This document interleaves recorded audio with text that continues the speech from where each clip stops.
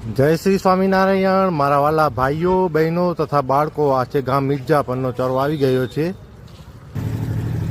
જય શ્રી સ્વામિનારાયણ મારા વાલા ભાઈઓ બહેનો તથા બાળકો. આજે તારીખ 16/8/2025 શનિવાર અને જન્માષ્ટમીનો દિવસ, 8મો દિવસ.